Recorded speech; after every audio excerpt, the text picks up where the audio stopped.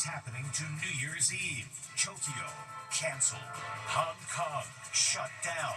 Paris, scaled back. Will Worldwide Judo's free shape New Year's Eve celebrations here at home? What you need to know to stay safe. Then, where is Camila? The desperate search for the 19-year-old girl who disappeared on Christmas Eve. Why cops say she's in imminent danger. And Monday Night Football shooting nightmare. All because Dad wanted to watch the game. The 12-year-old begged him, don't shoot me, don't shoot me, don't shoot me. Exclusive. She's still alive. This really was all about changing the channel? Then, first he's caught stealing 2 mandolins. Then he's caught bringing them back. The Christmas time regret for what he did. And confetti wishes for the new year.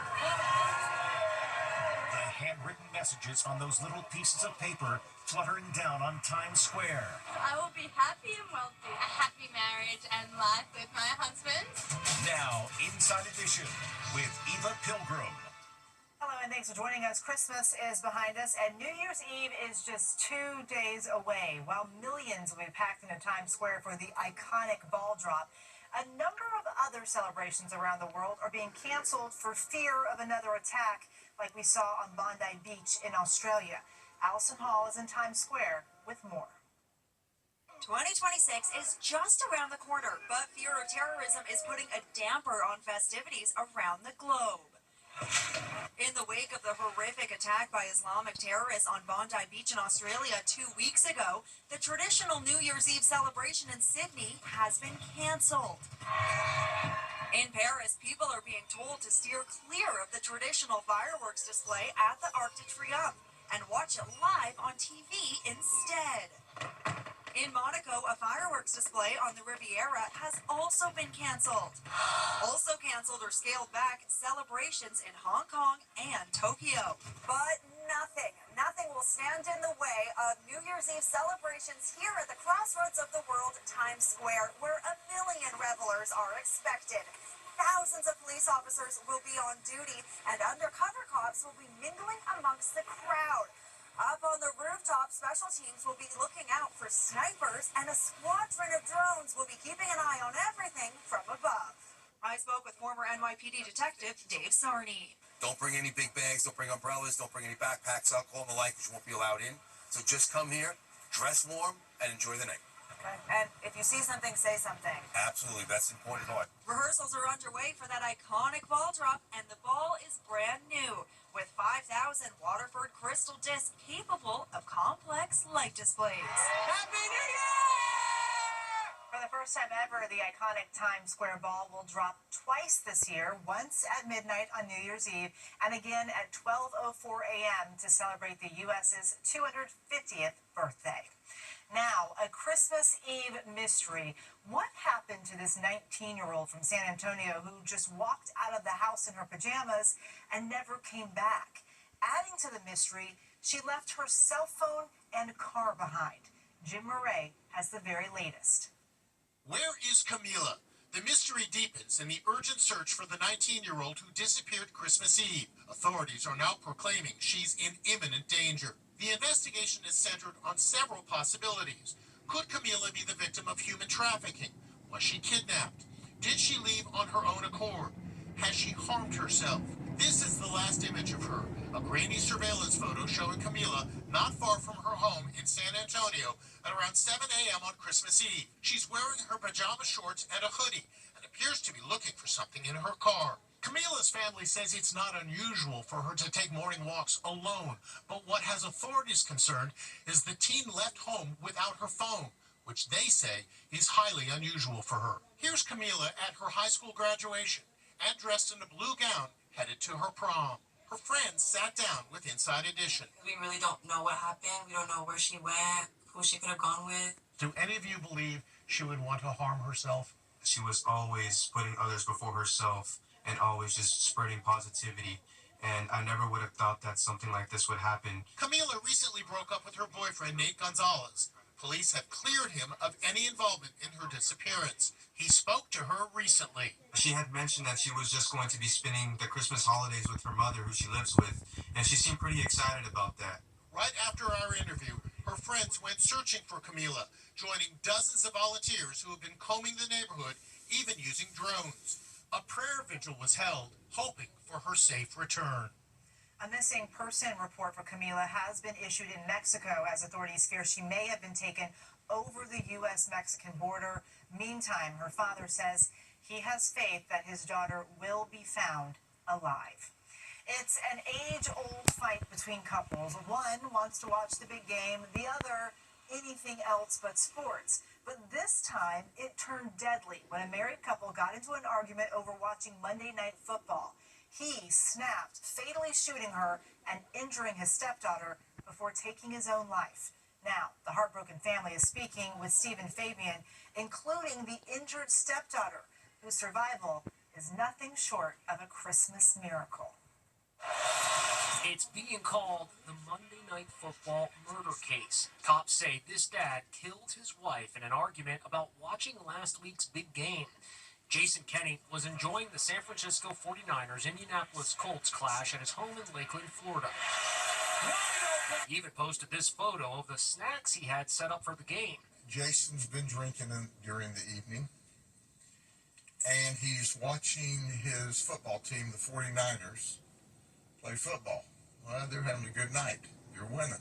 But as the game was winding up and it was clear the 49ers were certain to win, something happened. Jason Kenney's wife, Crystal, suggested they watch something else on TV, but he absolutely refused.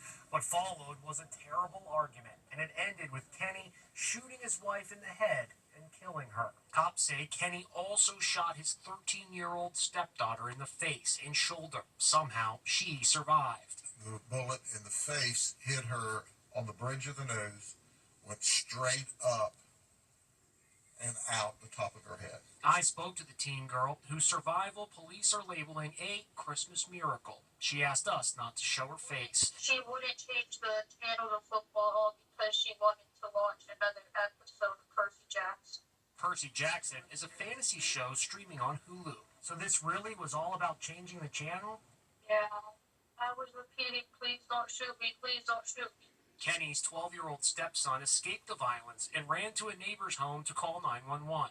47-year-old Kenney fled. He later shot and killed himself. I don't want to sound sinister, but the only thing he did right that night was shoot himself after those horrible deeds. I also spoke to the dead woman's sister, Stephanie. My sister was peacefully watching her show, and he did not like that. How does an argument over a television program end up with a murder, an attempted murder, and a suicide? When they arrived on the scene, deputies also found the couple's baby girl asleep in her crib, unharmed. A GoFundMe account has been set up to help the family. For more information, go to our website, InsideEdition.com. She's having a baby. White House spokesperson Caroline Leavitt announced she's expecting her second child, a baby girl, due in May. She posted this holiday photo showing off her bump, but when it comes to maternity leave, don't expect her to take much time off. Good afternoon, everybody. White House Press Secretary Caroline Leavitt has been keeping a little secret. The 28-year-old got decked out in a fitted white sweater dress for the holidays, revealing her itty-bitty baby bump on Instagram. The greatest Christmas gift we could ever ask for, a baby girl coming in May 2026. It's Leavitt's second child with her real estate developer husband, 60-year-old Nicholas Riccio. When asked about the pregnancy on Fox, the president's daughter-in-law, Laura Trump, hinted that Leavitt's maternity leave would be brief, possibly taking just a few days off from the White House. Let's get to it. Caroline Leavitt is a machine. She's incredible, and she's going nowhere. She also pointed out that the press secretary took very little time off when she was pregnant with her firstborn, Nico, in 2024. People saying, who's next in line? Nobody's next in line. It's Caroline. She can do everything. She did this, by the way, during the Trump campaign. She was pregnant and delivered her son, Nico, and then was back to work within a couple of days. She's amazing. Caroline Leavitt started working for Donald Trump as an intern during his first term as president.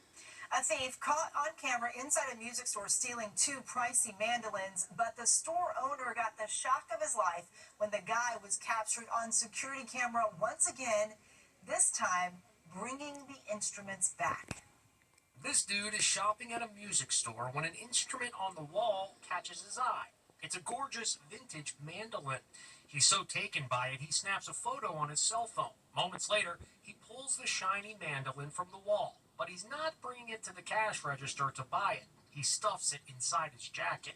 And he's not done yet. He reaches for another mandolin, stuffing that one inside his jacket too. The brazen theft happened at Lark Street Music in Teaneck, New Jersey. The value of the two stolen mandolins, a whopping $8,000. Buzzy Levine has owned the store for more than 25 years. He posted the surveillance video on social media hoping someone could identify the thief. 4 days later, one day after Christmas, the thief actually returned to the scene of his crime, dropping off the instruments at the front door with this remorseful handwritten note.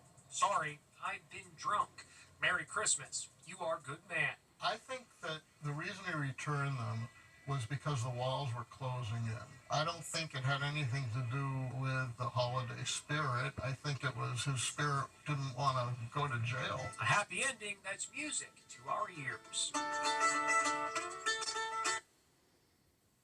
Even though the thief brought the mandolins back, he could still be charged with theft, so police are still looking for him. Now, a heart-stopping car crash that was all caught on ring cam.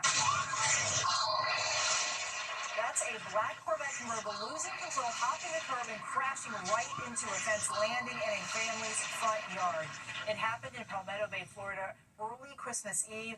The family says children were playing in the yard moments earlier, but had thankfully gone inside. Cops were called, and the driver was ticketed.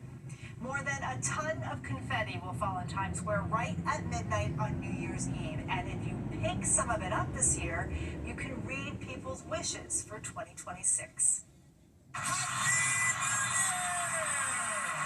3 tons of confetti will rain down on Times Square in just 2 days. And written on all those colorful pieces of paper will be dreams and wishes for the new year. Today, all these people are lining up for the opportunity to write down their wishes for 2026. Having a happy marriage and life with my husband. I will be happy and wealthy. Courage, love, and kindness. Joy, health, and peace for everyone.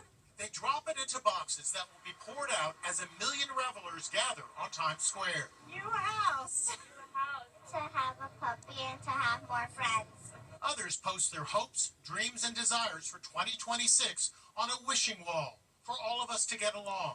Safety for all. Save the bees. Special time with family.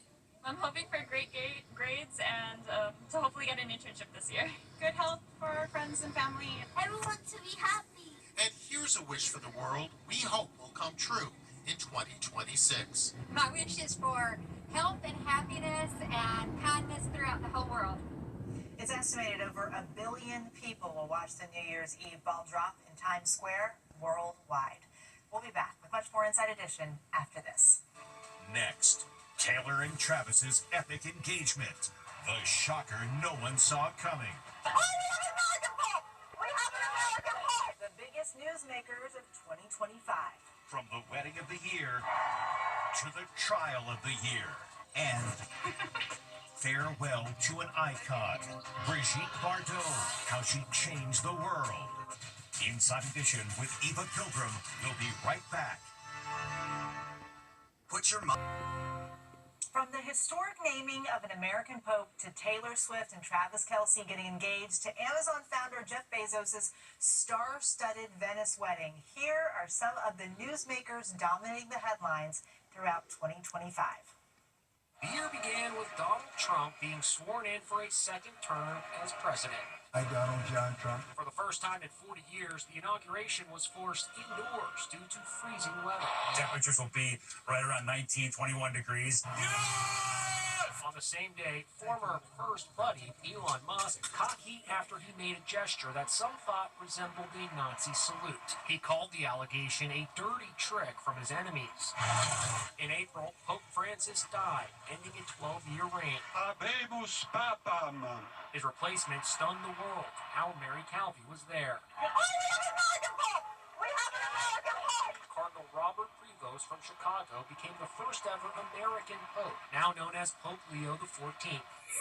That same month, foreign Lauren Sanchez, Gail King, and Katy Perry took a flight to space on Jeff Bezos' Blue Origin. Then in June, Bezos and Sanchez made news again when they said their I do's in Venice. The price tag a reported $50 million. The summer of 2025 saw several high-profile court dramas. Karen Reed, who was charged with murdering her police officer boyfriend, emerged from the courthouse victorious after a 2-month trial. I could not be standing here without these amazing supporters.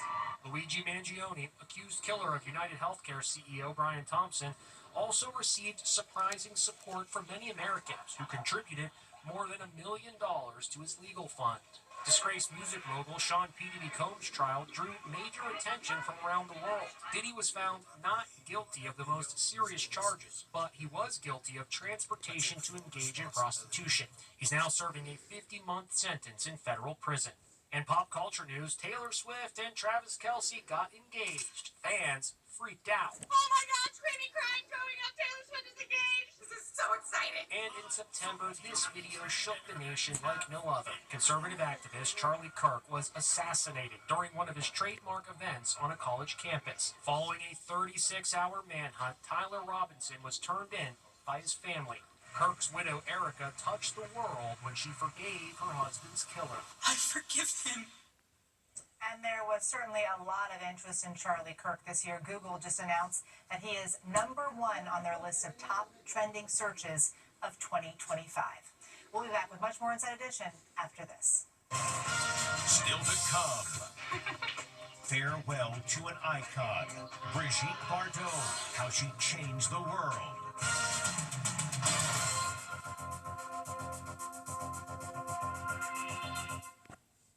Tired of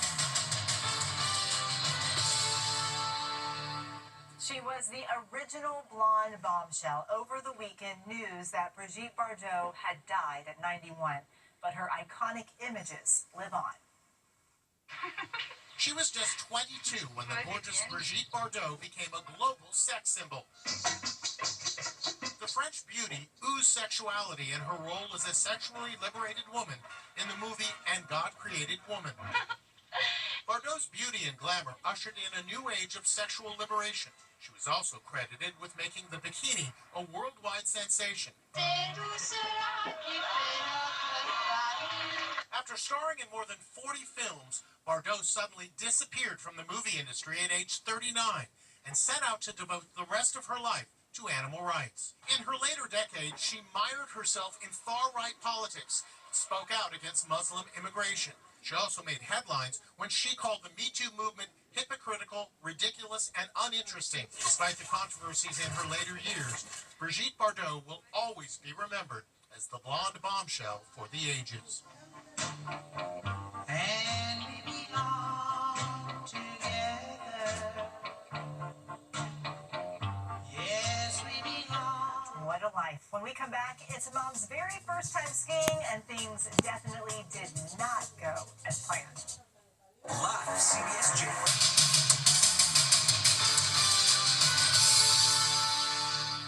Finally today, lots of people went on ski vacations this holiday season. One woman went on her very first ski trip and had a great first run down the mountain, but then came a bit of an oops moment, and it was all caught on video. It's her first time skiing, and yahoo! She made it to the bottom of the mountain. But hold on, did anyone teach her how to stop? Uh-oh, that wall is getting closer and closer and closer. Well, that stopped her. Don't worry, she's okay. We'll see you next time.